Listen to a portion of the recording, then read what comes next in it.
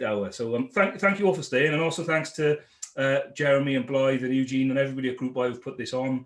Thank you to everybody who actually voted for my session. I know it's a bit of a democratic decision how you get picked for this, and I think I must have made a late surge at the end or something, because I wasn't in the top 10 when they were getting tweeted out as the votes were going on, and I just kind of made a late rally and pushed in on the last Friday and stayed there. So thanks to everybody who voted for my session. I hope you're not too disappointed with it. But wait, so we'll talk about what skills I think a DBA are going to need going forward.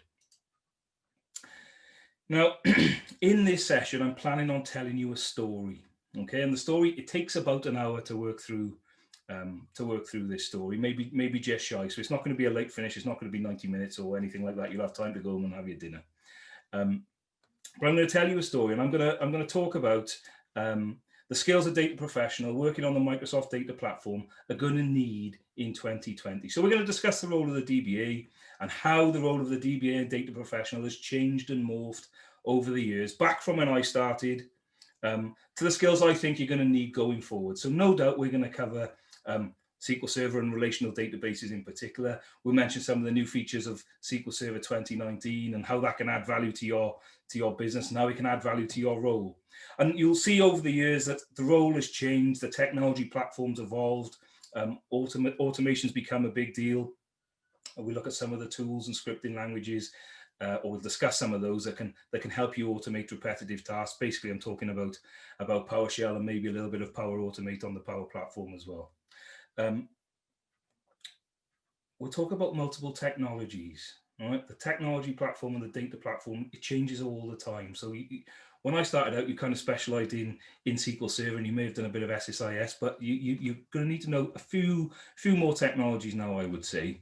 And we've got to discuss the data revolution that's taken place over the last 20 years. And we look at how the culture and attitudes in organizations have changed towards IT and towards its data in particular, and how it's now looking to derive value from that data. So if you're expecting a deep dive technical session into the internals of SQL Server, guys, you're in the wrong place. Now's your time to go over to deep the session in the other track. But if you want a discussion of how I see the professional development of a database administrator is going to pan out, then this is going to be the session for you. I'll start by giving you a little bit of information about myself. I've been working with SQL Server and the Microsoft data platform for about 20 years, and I've had a variety of jobs in that time. I kind of started out fresh out of university. I worked on a help desk. I was answering frontline help desk calls. It was a technical help desk. You tried to answer as many or fix as many problems as you could. And from there, I got into a bit of report writing, looking at tickets and various other things. So I was writing a bit of SQL and building on the skills I'd learned in university. And from there, I kind of got a job as a web developer, writing classic ASP applications. I'm sure many of you are far too old to remember classic ASP, but I wrote some of those for a local authority, and I was a DBA as well. And for the last 12 years, I've been running a small consulting and training business, GethynEllis.com.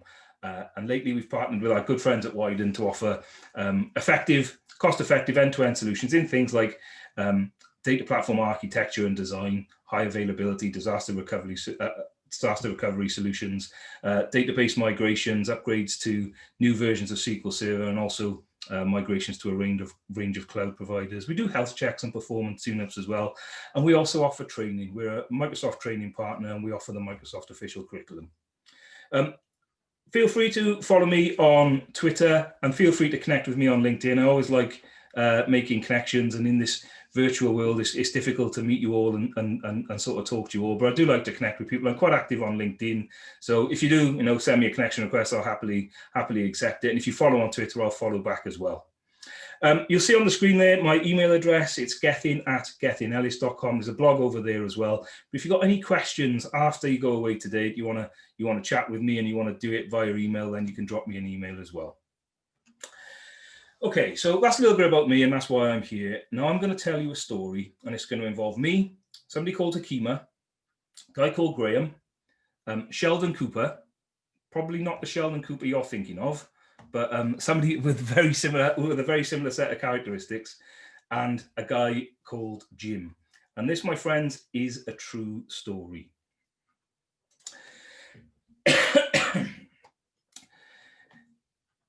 Now, I came up with the idea for this talk. I was chatting to her. It was a psychology master's graduate, and she had a keen keen interest in data analytics. Now, on the course where she was studying, she was using tools like SPSS to do statistical modeling, and she was asking what other tools and technologies that that she could use to carry out um, data analytics. Right? We had a fairly long discussion around that topic and how I thought it was a growing area and a growing field and would be really good to get into. And we were talking about relational databases, and it's been the king of the data store for a very, very long time. But over the last 20 years, there's been something of a data revolution where organizations are trying to make use of both their structured relational data and their unstructured data too. Technology has evolved and changed. Okay, we've got billion-dollar companies now. We've got Google, Microsoft, Amazon, Netflix, Facebook, Twitter, King, the makers of Candy Crush, $4 billion company. They've all emerged out of this data revolution. And companies that you might not associate with being sort of technology companies, they've embraced this data revolution as well to help improve their business. Now I'm thinking of large insurance companies. Where I do quite a lot of work in the financial sector, and financial companies have definitely looked to make use of their data to make better decisions. And areas like healthcare and health and public health as well. Obviously, the world's been gripped by a pandemic for the best part of 2020, and based here in the UK anyway, we get regular updates as to the science behind what's going on. And basically, they're analysing data. They're analysing data on patients and people who have suffered and how the virus is transmitting to get an understanding of how it's behaving and what they can do about it. So I was chatting with Akima. The psychology student was Akima. We had this discussion around SQL and databases and data. And I said I've been working with SQL Server since my university days. And that got me thinking about how the SQL Server product has changed over the years. Okay, so we started talking about SQL Server as this relational database and the data is structured, but we also talked about unstructured data and how now you can use like commodity hardware, and hardware has become a lot cheaper. Processing power has increased, and it's allowed more and more organizations to embrace this data analytics and basically process their data to get value from it and information from it. Okay, and you combine that with the vast amount of unstructured data that's out there that was previously difficult to mine and turn into information that could be used for decisions. It's kind of removed that barrier, and now that data is becoming very useful. And that got me thinking back, my roots are in SQL Server and my roots are in database administration and looking after the data platform. I kind of thought about how the new features in SQL Server 2012 tried to provide a product that would allow you to process your data and carry out this analytics of both your structured and unstructured data in one place. So in 2012, there's something called big data clusters, which will enable you to work with HDFS and process your unstructured data. So you can run your Python and R machine learning algorithms and implement these machine learning algorithms right next to your SQL Server database engine. And then it got me thinking about what else has changed. So cloud, right? Cloud's been around for a fair amount of time, but it's only really in the last few years it's gained a significant amount of traction. Now, there's been a lot of reasons for slow take-up, but the benefits of cloud and the traction and the benefits it brings businesses means that companies are starting to use it more. The traction and people uptaking or making use of the cloud is on the rise. So you can see I started to think about how my role as a data professional and a DBA has changed over the years. And I started to reflect on my career. And now we just kind of jump back in time, right? So to quote the film Titanic, it's been 84 years, right? Well, it's not quite that long for me. But when my career started back in the year 2000, when Brad and Jen were a thing and the Nokia 3310 was the phone of the masses and Windows XP hadn't made an appearance yet, and I was fresh out of university with a business degree and a master's in computer science, and I got my first job working on the help desk, and I quickly moved into web development and kind of fell into what I'm going to term an accidental DBA role there. And then finally I got a proper DBA job working for a large public sector organisation in South Wales in the UK. And it was in that large public sector organisation that I first met Graham. Now, Graham was the head of IT for this public sector organisation, which is a local authority or council in Wales, right? And Graham was a strategy man. He didn't need to know how to work the technology or how the technology worked, but he needed to know what that technology was capable of. And when I was working for Graham, he actually gave me some really interesting pearls of wisdom that have stuck with me over the years. He said, you can't know everything. Nobody can know everything. But if you know how to find out or know to ask, it'll be a great help to you. So I kind of learned that, okay, I'm not going to know everything, but as long as I know where to find this information out, it can be really useful for me. And that's I've kind of taken that all through my career.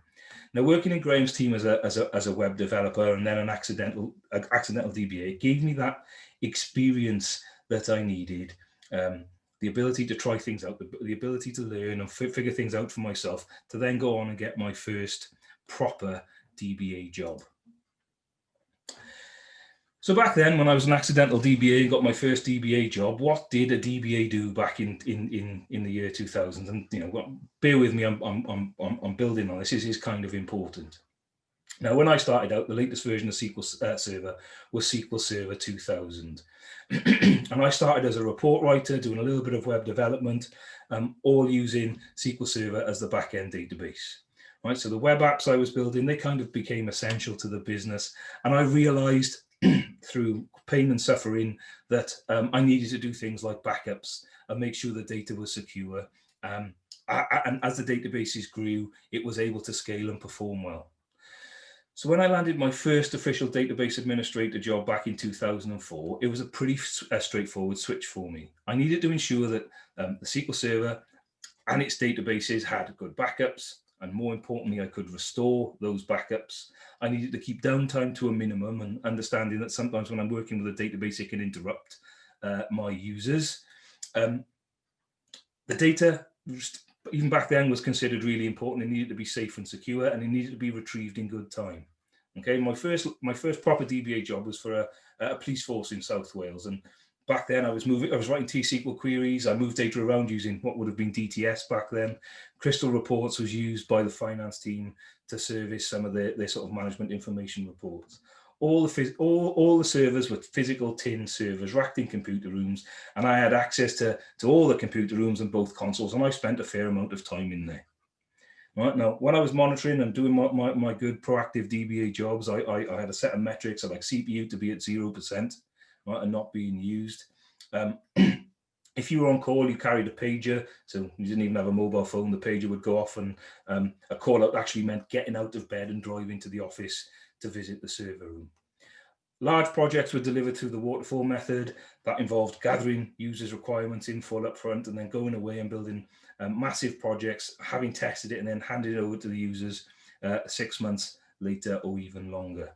Now at South Wales Police, I got some really good training, some really good experience as a DBA, and I managed to achieve sort of Microsoft. I think it was called the MCDBA back then. And I had a team of great people, and the database manager at South Wales Police was a guy called Sheldon Cooper. This is where Sheldon comes into the story. He was a data guy, right? And I once asked him, of all the things we do, what would you say is the most important? Sorry, the screen flash up then. No chat, that's fine. Of all the things we do as a DBA, what's the most important? He said a lot of people are going to would answer this question with backups, but the reality is it's more important to be able to restore your data should you need to. And that was one of the key things that I learned very early on in my career, was the ability to run a restore.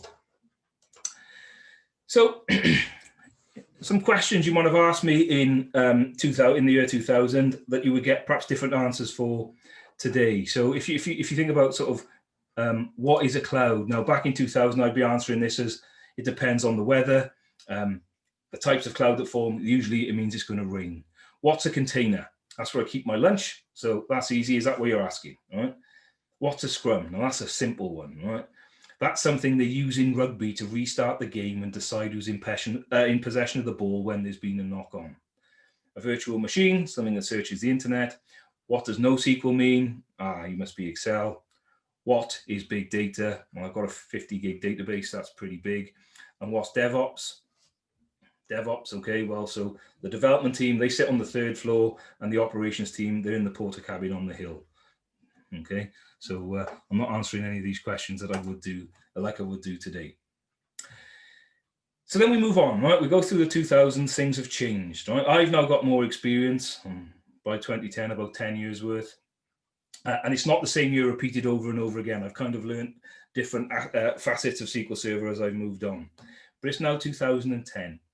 Brad and Jen have become Brad and Angelina. Windows 7 is probably the operating system of choice.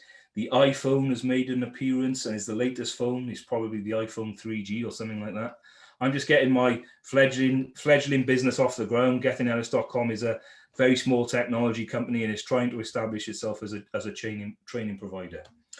But now we have Jim on the scene, right? And Jim's a very passionate advocate for virtualization and virtualization technology, and VMware in particular.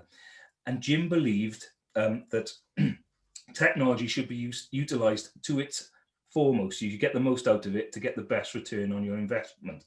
And he wanted me to run my customers' SQL servers on a virtual platform, right? Which I know until now hasn't really suited SQL Server very well. But Jim did manage to convince me that it would be a good idea. And for my client servers, it actually was a good idea. And VMware were doing a really good job. So we started to use virtualization and running SQL Server on virtual machines. So what was the DBA doing in 2010? Okay, so we jump on to 2010. What's the DBA doing then? Latest version of SQL Server is SQL Server 2008 R2. Now, to this day, R2 is the only blip in the naming convention used for SQL Server since SQL Server 2000. All right, the release of SQL Server 2000, the previous one was SQL Server 7, was the first release that used the year of the release in the name. And all releases, bar SQL Server 2008 R2, have used the same convention. I remember SQL Server 2008 R2 getting released in April 2010, and the naming convention caused uproar in the community, and Microsoft listened, and all subsequent versions reverted back to the year of the release. In terms of the responsibilities of DBA in 2010, though, they're the same. Right? I'm still worried about backups, restore, security, and performance. But now there's other stuff to learn too. Right? So we've got SSIS, reporting services. SSIS came about to replace TDS in 2005. Reporting services was introduced in a service pack in SQL Server 2000, and they've all advanced since. And it was around about this time that I noticed, maybe because I changed jobs and maybe because I was visiting lots of different businesses, but businesses stopped seeing IT and technology and their data as a cost center, something they kind of needed to pay for but didn't really deliver any value, and started to look at how they could use that investment to their advantage. Now, between 2000 and 2010, there were 3 new versions of SQL Server. SQL Server 2005 came a full 5 years after the release of SQL Server 2000. The SQL Server 2005 release was my first experience of going through a new release. And there was a huge number of changes and new features. For example, Management Studio replacing the old Enterprise Manager. DTS was replaced with SSIS, and reporting services was fully integrated into the platform. And there'd been some serious changes to analysis services too. SQL Server 2008 came along 3 years after 2005, and then 2 years later, in 2010, we got SQL Server 2008 R2. And there were changes and new features in each of these, but none of them were as big or as impactful as 2005. And what we're talking about releases is quite interesting to observe the change in length between releases as well. So the time between releases was reduced, and that kind of shows a switch in how software was being developed generally. Right, so instead of big releases with lots of new features every 5 years, it moved to a model of fewer features being released more often. Okay, and for the on-premises versions of SQL Server, it's following that pattern up to this day. Virtualization has started to kick off and gain traction. Right, DBAs, as normal, they were fighting it all the way. Don't bother asking, all that types of jokes. Right, they were fighting it mainly because SQL Server on some of the early hypervisors didn't run particularly well, and there were quite a lot of issues. But these problems were getting fixed, and SQL Server was starting to run really well on a virtual platform if you set it up correctly, and if your environment suited running on a virtual platform. it's all about sharing resources virtualization, okay, and getting the most out of your hardware investment. SQL Server 2008 pricing was on a processor-based model. So if you had 2 processors with 24 cores, you only had to buy a true processor license. Right? Now, they weren't cheap, these licenses, but it was around about this time that mindset of mine, the 0% CPU utilization, that kind of changed. Right? Why can't things be working, and why can't I be getting every last ounce out of my CPUs? So maybe I was getting a bit of a management head on here, but I want those CPUs working hard all the time. And by the end of 2010, and as Eugene actually alluded to in his introduction, he used to be a DBA. He hasn't done it for a while now. But at the end of 2010, business intelligence was becoming a big deal. Right? It was a big thing, and that was shown in the versions of SQL Server. Okay, so we've got virtualizations happening, getting more bang for our buck, and oh look, we're trying to do something with our data here. We're trying to get the most out of it. Now, back in 2010, for me and my clients anyway, they were still probably rear view facing. They weren't trying to use that data to predict things, but the change was coming. So you think back to 2010 and some of those questions. What's a container? Well, I'm still keeping my lunch in a container. It's still something I keep my lunch in, right? But what's a virtual machine? Well, by 2010, we know a virtual machine. It's a separate operating system environment running on a host with other operating system environments. Key players in the market were VMware, right? They were the market leader by a considerable way in 2010. And Hyper-V, which was Microsoft's offering, that was lagging behind in 2010, if we're being really honest. And all the cool features, they were all in the VMware product, but Hyper-V was coming along. What is cloud? Well, in 2010, we know a little bit about cloud. We might not be using it in production, but we know it's there, and there's been a lot of marketing and hype around it. Right? AWS was launched in 2006, and it was the market leader, and then Microsoft's Azure platform came along in 2008. Answering the question, what does NoSQL mean? Well, MongoDB is on the scene now. It's a non-relational data store, and there was lots of technologies like this starting to emerge that were allowing us to process and store and retrieve non-relational data. What is big data? Hadoop and the HDFS platform, that's developing quickly and growing quickly, and the uptake of that is really high. What is Scrum? Well, it's no longer just a rugby feature, even though that's where we're in IT and in development, that's where Scrum got his name. The Scrum Alliance was formed in 2006, and that's starting to get some traction in software development as well. And Devops, well, for me, in 2010, I knew a little bit about Scrum, but DevOps was still the development team sitting on the hill and the operations team on the 3rd floor. They hadn't combined together and were pulling in the same direction at that point. So we move on. 10 years, skip 10 years, it's 2020. And things have changed again. Brad and Jen became Brad and Ange, and now we've just got Brad. Okay, I can't tell the difference between an iPhone, a Samsung, and a Google phone just by looking at that picture there, except for the little Apple sign on the grey one. Gethyn Ellis is coming along nicely. GethynEllis.com is coming along nicely, and Windows 10 is now very much the operating system of choice. So we move into today. We're in 2020. We've got the latest version of SQL Server is SQL Server 2019. It's got these big data clusters, which you can use to analyze your big unstructured data, and you can do that analysis next to your traditional granddad SQL Server databases. You can execute your Python and R code in the SQL Server space, which make it really easy and pretty easy to apply machine learning algorithms to your data. So you can carry out your data science and your predictive analytics on your data all in one place. Right?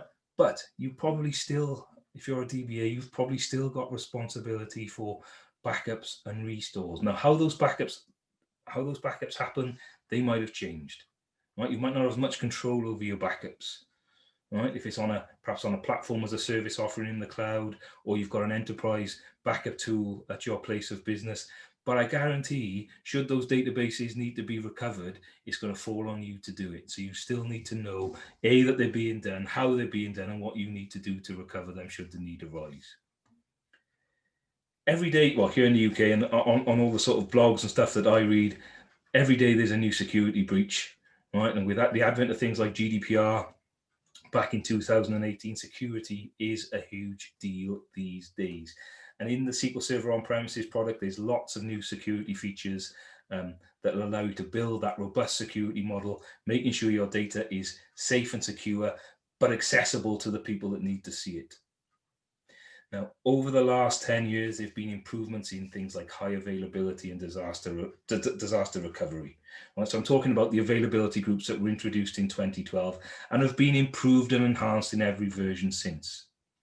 All right, you might be doing much more as companies have undertaken a digital transformation. They're trying to make their businesses technology companies. Okay, people are now making business decisions off their data. Data is driving is driving these decisions and driving businesses more and more.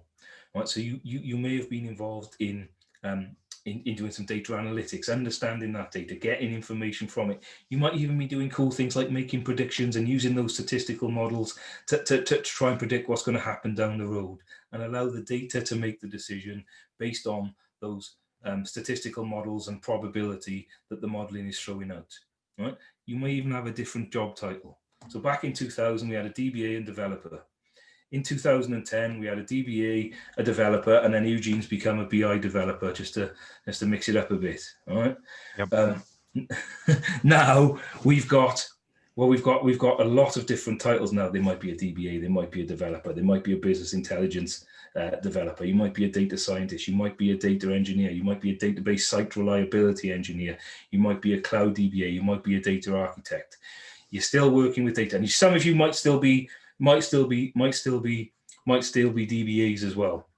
But what skills are you going to need in 2020? Well, you're going to need pretty much all that you needed before. You still need to know about being able to recover your databases. Security is still going to be a big deal.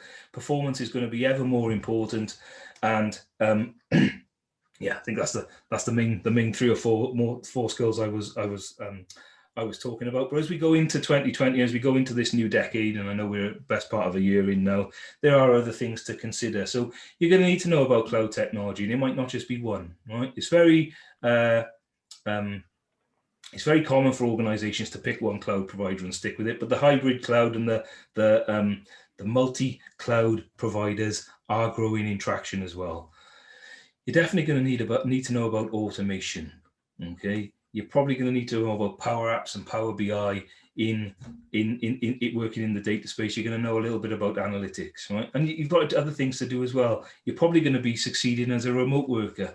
Now, those little red blotches there, that's COVID, right? I've put that in there just to say you've got to deal with that in 2020, and it's not going away anytime soon, right? So I in my business, I kind of worked, you can see around me here, right? I'm in my shed in my garden, right? I've got an office in my garden. It's pretty cool. So I'm not in a sauna, right? Just in case anyone was kind of thinking that. And I've worked remotely for a very long time, but lots of organizations have just had to embrace this kind of on the fly over the last 12 months. And it does involve a different mindset. It involves a lot more.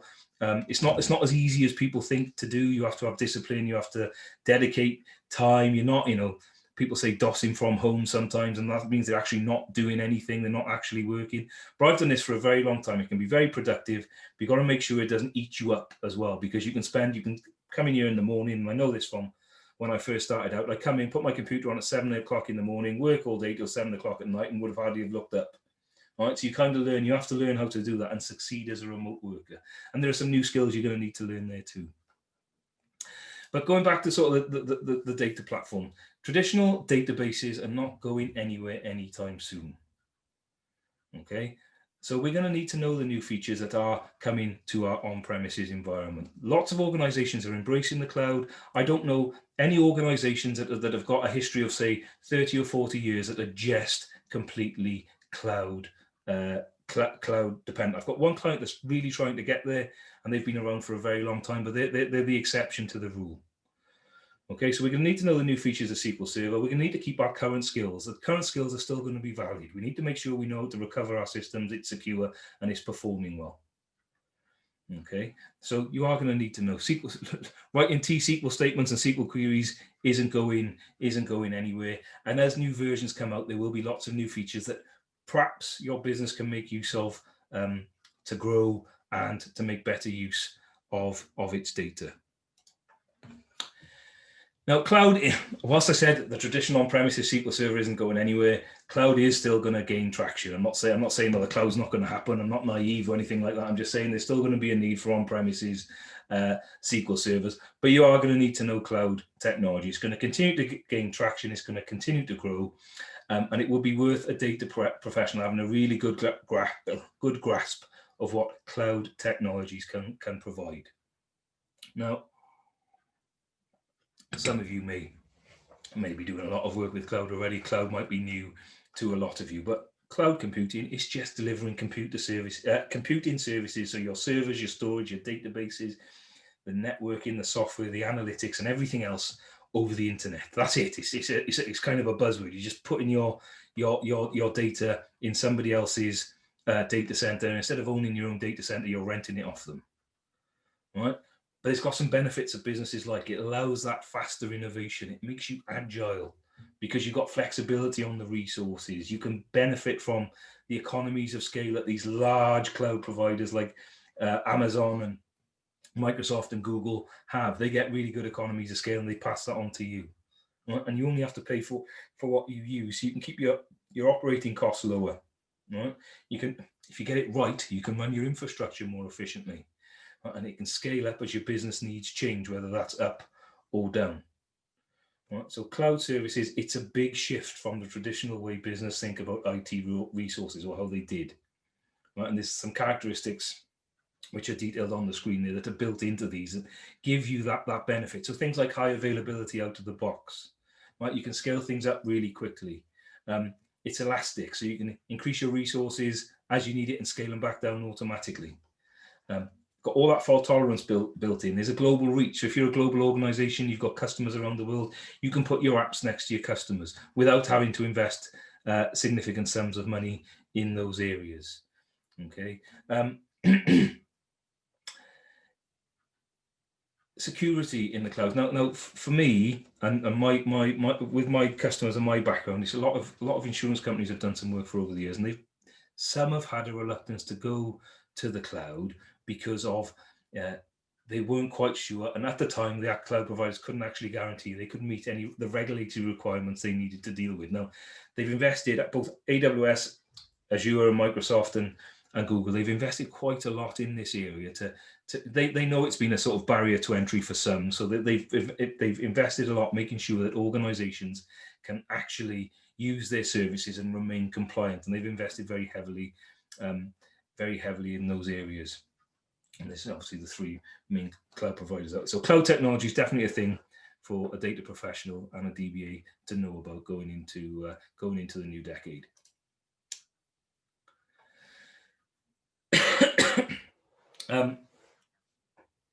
Now, this is an interesting one because when you go to the cloud, which some will do, you might fall into the trap that I've seen some clients and customers make some assumptions around when they're moving their workloads to the cloud, that the cloud provider is going to take care of everything and they're not going to need a DBA anymore. Right? Honestly, it's not going to be the case. Right? Cloud providers, they've got this shared responsibility model. Right? So what you can see there, if you're on premises, you have to take care of everything. And if you move to a virtual machine in the cloud, you've still got to take care of a lot of stuff. The cloud provider will take care of virtualization and the servers and storage, but you still need to take care of the operating system and everything else. Platform as a service, they'll take care a little bit more, but look, you're still responsible for the data. And with software as a service, even then you need to be concerned about security.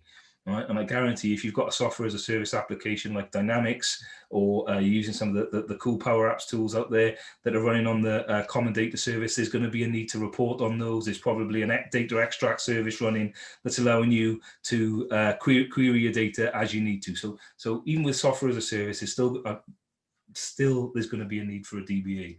But I like to give a sort of pizza analogy here, right? So if you're running on premises, right, you love pizza, so you get your pizza oven, you make it in the garden, you erect your stone oven, and you get your pizza, you make the bread, you get all the ingredients, you make your sauce, you put your cheese on, you put it in the oven, you cook your pizza, it's all good, you get your pizza out, you serve it up, you put it on your own dishes, on your own plates, you service the oven afterwards while everybody else is eating their dinner, clean it down, and it gets serviced regularly, and you need to look after it and look after everything else that goes with it.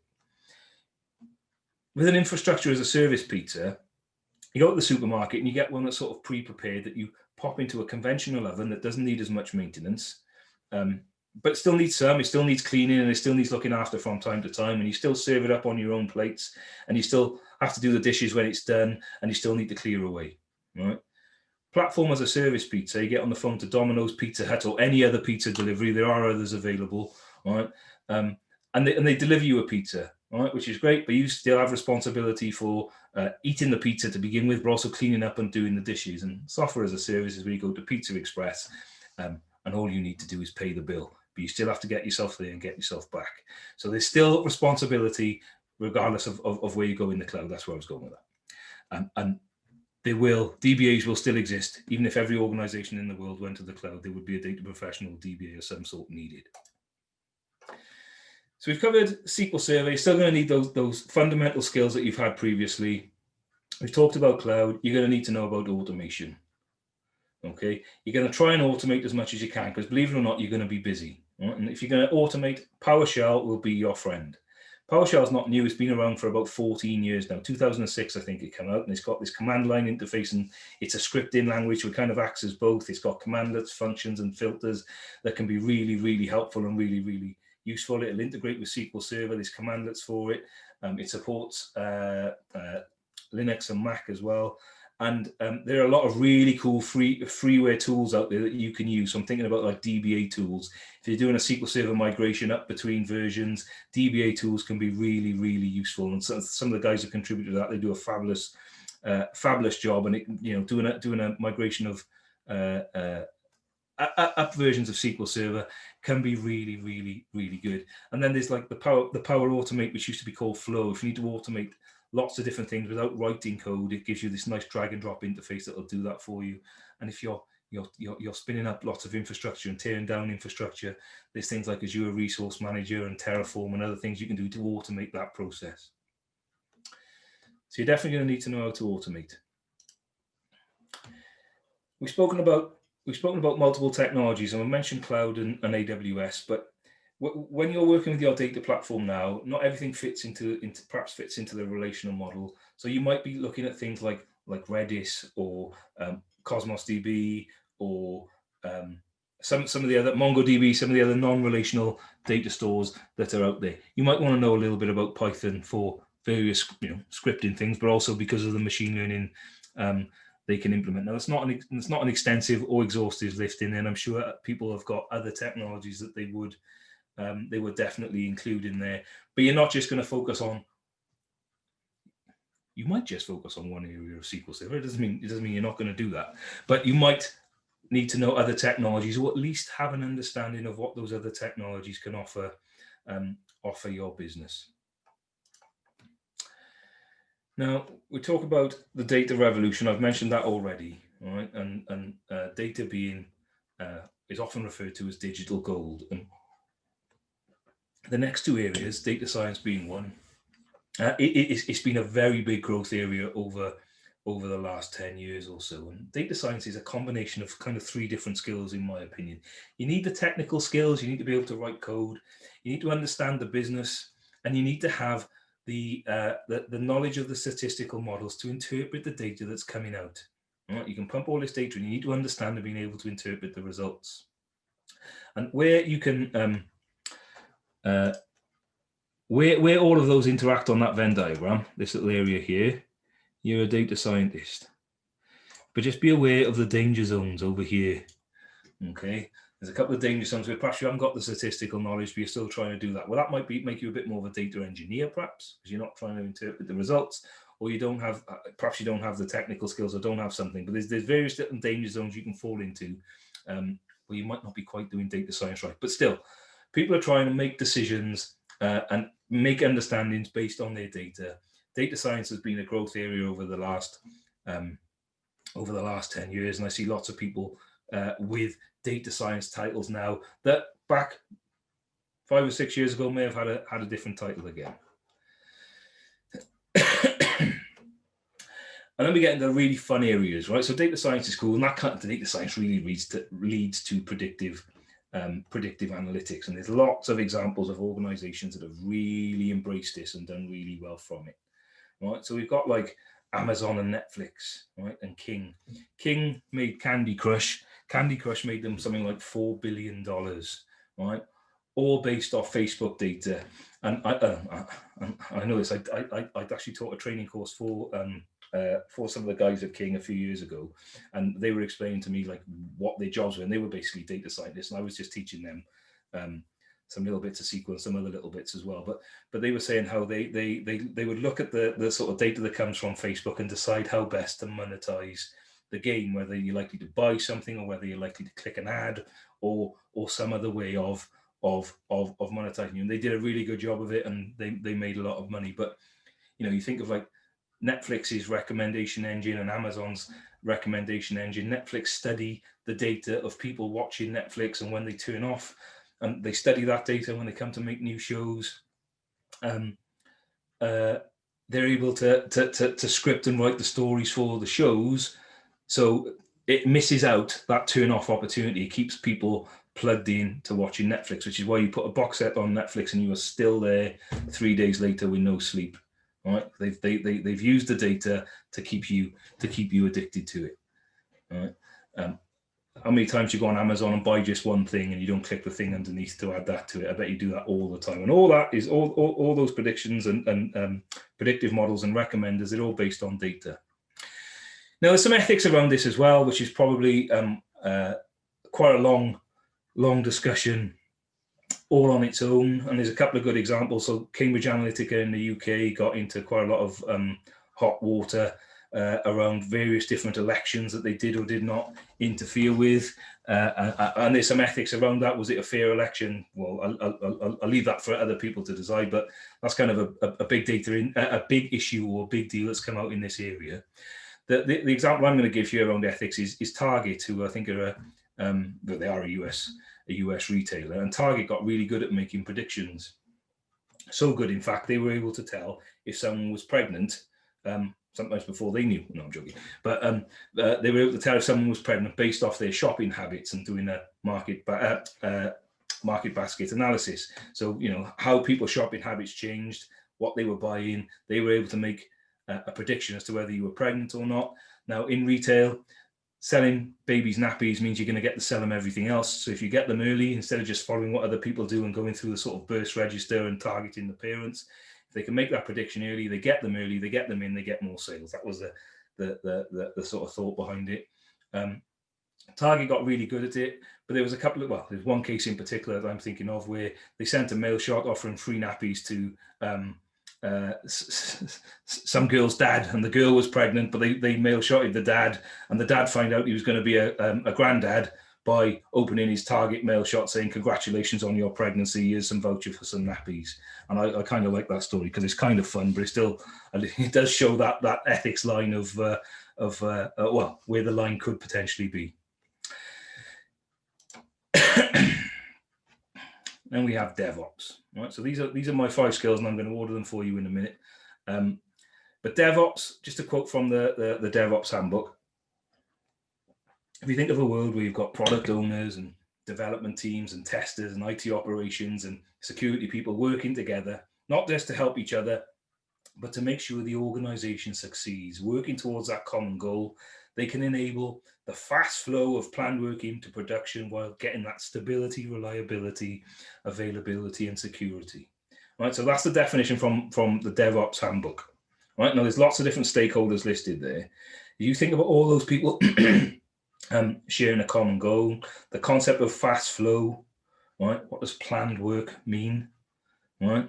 But it's planned work, it's not chaos. It has the, and it's always been about getting a balance between stability, availability, and security, which, if you remember from what a DBA still has to do, it's stability, reliability, availability, security, right? In the IT industry and how well you're doing. So what DevOps isn't, right? It's not a title, it's not a separate team, it's not a tool, it's not a culture, it's not just automation. Sorry, it's not only a culture, and it's not only automation. It's definitely not anarchy, right? And it's definitely not a one size fits all.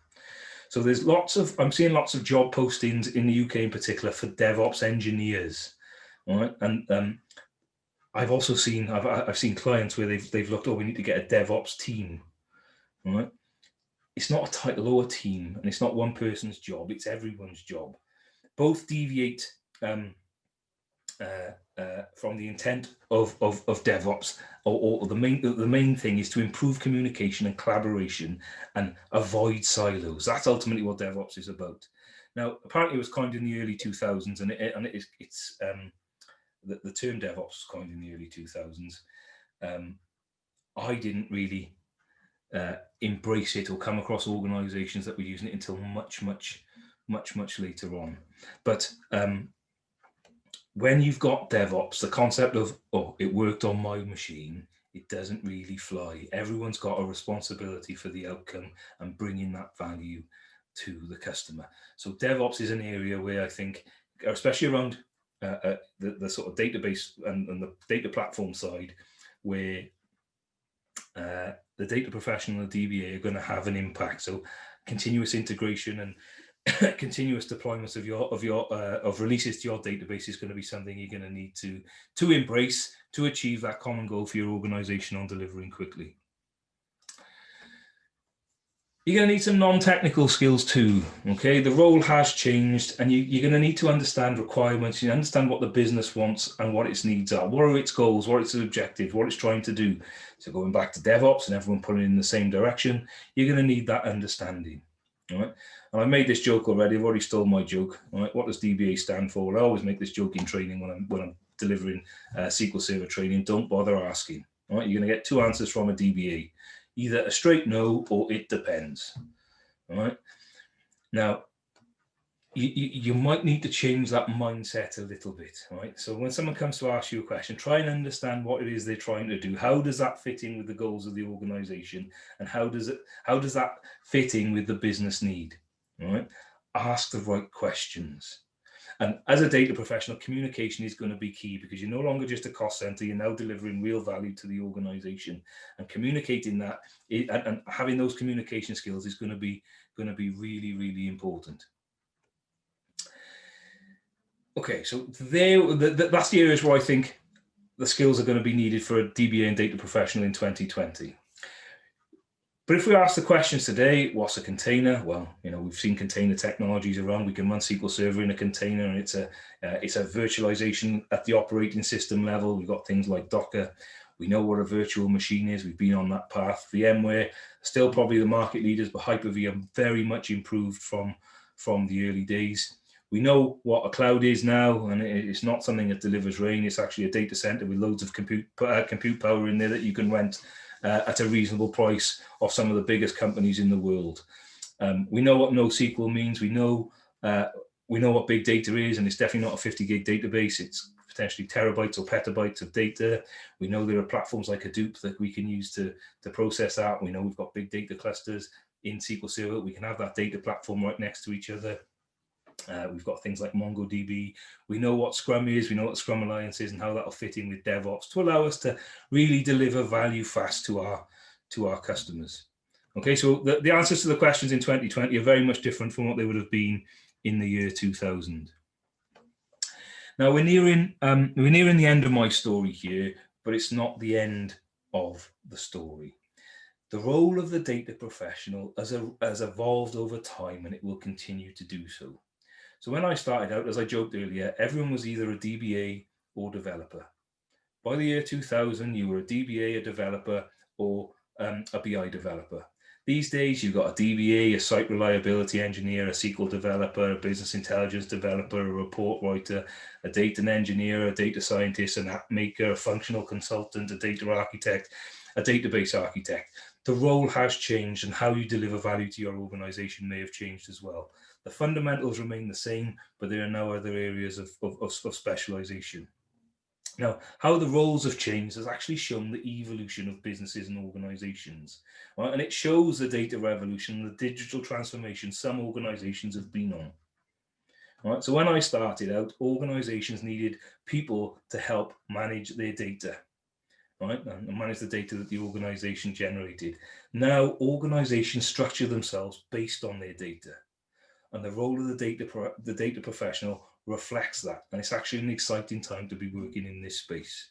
But what you need to do is keep learning and keep developing your skills, because they will continue to change. The skills needed will continue to change going forward. So here's my top 5 list of skills a DBA needs in 2020. Now they are ordered here, but they're technically unordered, right? They're not in a rank and file. I used the wrong bullet point, right? So I think you're going to need to know about SQL Server. You're still going to need the basic skills. You need to know about recovery, performance, security, and reliability, right? You're going to need to automate. You'll need to work with multiple technologies, right? Big data analytics, machine learning, data science. It's all going to be an important part of a lot of businesses going forward. And DevOps and continuous integration, giving you that agility, will be key as well. Right? And you will need those non-technical skills to improve your communication. You're now not just someone who looks after data and is left alone. People are going to want to ask you really probing questions around what you know and what you can help them understand. But what's the number one skill? So what you do if you want to know an answer to something, right? And it's not up to me to make this up. You ask the internet, right? So according to 192 people on LinkedIn who took the time to vote in my poll, cloud technology is the number one skill. Now, not just Azure, you might need to know AWS and Google as well, right? At the moment, cloud seems to have the biggest impact on organizations going through their digital transformation, and that is what is driving the business. And COVID has helped that to a degree, because lots of organizations where they were on premises before, now they might have gone, okay, well, we need to go to Office 365 or Microsoft 365 so we can have Teams and all the other remote working tools that we need. And it's kind of accelerated that cloud move. But yeah, so of 192 people, 48% cloud computing was the most important or number one skill a DBA will need going forward. We've talked about this different technology. Certifications can help as well. All right. So again, what you do when you want to start a fight on the internet, you mention something that divides opinion. So you talk about certifications, right? Certifications in your career, they could be a differentiator. Now, it doesn't come out very well there, but there's Magnus Alkvist, who organizes Data Weekender with me. I've just taken a couple of quotes from people when I posted this survey out. All right. And he says, I value certifications a lot, not because passing means you've got senior skills, but because certification is an indication of interest. It's related to my favorite interview question. I haven't met you at a SQL Server user group. Why? Right. So he puts a value on certification because it shows that the person is interested in the subject. And then Tony Green, MCT, MCSE in the UK here with me, he's my mate Tony. He always admire people who goes above and beyond to get a certification, but experience is always the key factor when hiring. And I think that's fair. Right? I think the experience is probably the most important aspect when it comes to getting a new job. Right? But what Tony says there, any two candidates have got exactly the same skills and experience, one with cert and one with not, that certification will give them that extra edge. So again, I had 219 votes in my poll. Do you value someone's certification, such as a Microsoft cert or an AWS cert, when recruiting people for an IT and technical job? And a significant number there, I was just going to do the maths then, 70, should never do this on the fly, 83% of people value them in some way, either a yes or a maybe, and only 17% said no. And that's quite a significant number of 219 people. Okay. So I said this was a talk and about a conversation I had with Hakima, right? And I said at the beginning, this was the inspiration for this presentation. Now, Hakima is a master's graduate who had a keen interest in data analytics, and the chat really was the first stage in an interview that Hakima had with us, and she now works with us at GethynEllis.com as a data analyst. So that's where the inspiration for this talk come from, and this is what got me thinking about all of this stuff. She was asking me lots of interesting questions. I say we were interviewing her, she was more interviewing me. We were talking around SQL and the SQL language and SQL Server, and she'd heard about Python and what's that, and how does machine learning fit into everything, and that's where the conversation came from. And it got me thinking about this. So that's where the inspiration come from. So bringing it all back then, in this session, we have looked at how the DBA role has evolved over the years, and how working with the data platform has changed, and the skills you're going to need going forward. Okay, so we've discussed the role of the DBA, how it's evolved. We've spoken about understanding SQL Server still, understanding the basics is going to be key. Automation through PowerShell, working with multiple technologies and different cloud providers, and getting involved in analytics and predictive analytics and data analytics, and DevOps and continuous integration to keep adding value and ensure teams pull in the right area, pull in the same direction. We've spoken about too. I think all that leaves is for some questions, Eugene. So I'm finished, and I'm just under an hour, I believe. Nice. Yeah, if anyone has any questions, we got some time. Steve Jones had a comment. He said, just as FYI, Capital One closed its last data center this year. So they're a 25-year-old company, and they're 100% in the cloud, which is definitely impressive. Yeah, cool. I didn't know that. As I say, I've got clients that are nearly there, but then they're not quite. Cool. Yeah, I think a big part of why people value, out of all the, that LinkedIn poll you did, why people value the cloud piece so much is that, at least in my mind, it's the biggest paradigm shift.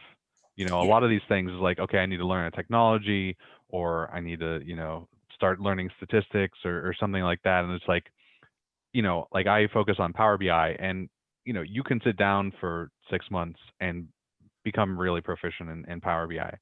I think cloud, there's a lot more of these like light bulb moments as you're really understanding that's like, oh, there's no server here, or how are we going to manage access, or how are we going to manage networking and all that kind of stuff.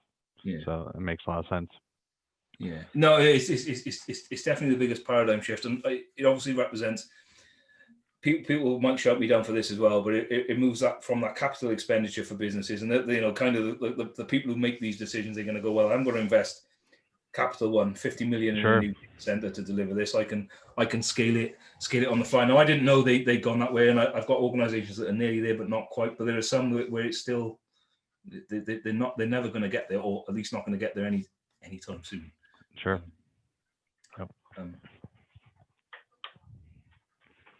So yeah, it's I understand the drivers for it. It can be, if you get it right, it can be very, very effective for your business, I think. Yeah, most definitely. So so when you were putting, just my own question, when you were putting this session together, what was your thought process, or what did you kind of think about? Okay, what's this arc that I want to cover?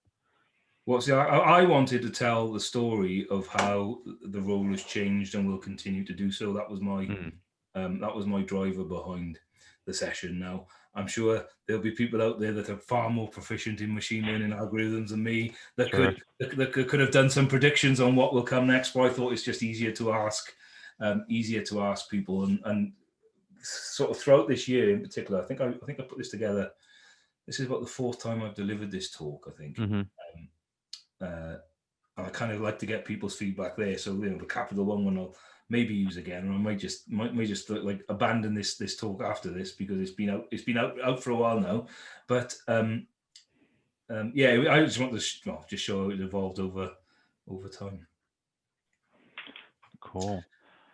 All right. So just to echo, Jeremy has posted. Steve Jones says, great job, worth keeping your points of view, they're relevant. So you got some good feedback there.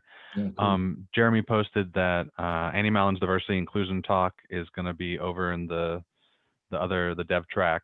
So don't forget to check that out. That'll be going on in about 30 minutes.